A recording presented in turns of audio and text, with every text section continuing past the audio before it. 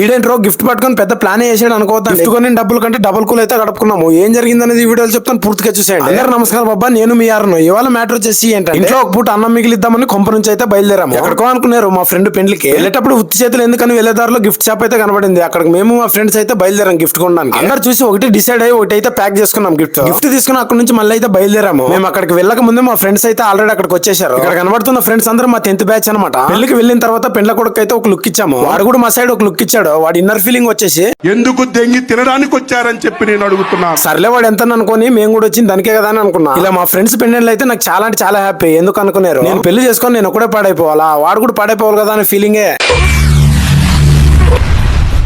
ఏమిటండి మీరు మాట్లాడేది? అయిపోయింది మా ఫ్రెండ్ పని అయిపోయింది. ఇంకొద్ది చెక్కేస్తారు ఇప్పటి నుంచి.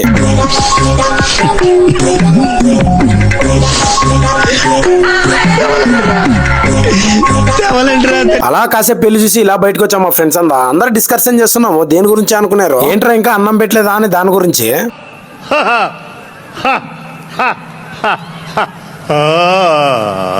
ఎంతసేపు సోదంతా వచ్చిన పని కానిద్దామని అక్కడ నుంచి బయలుదేరాము నేను మా ఫ్రెండ్స్. ప్లేట్ లో ఫుడ్ అయితే పెట్టుకున్నాము. చాలా అంటే చాలా బాగుంది. వచ్చిన పనికి అయితే కూల్ పడిందని మా ఫ్రెండ్స్ అనుకున్నారు. అందుకే 150 గిఫ్ట్ ఇచ్చి 600 ఫుడ్ అయితే తిన్నాము.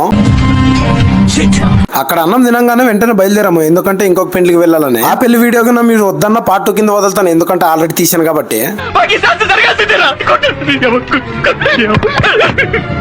ఇంతటితో మన ముఖ్యాంశాలు ఇంతే. మళ్ళీ రేపు కలుద్దాం. వెళ్ళేటప్పుడు మన ఛానల్ ఫాలో అండ్ సబ్స్క్రైబ్ చేసుకుని వెళ్ళండి.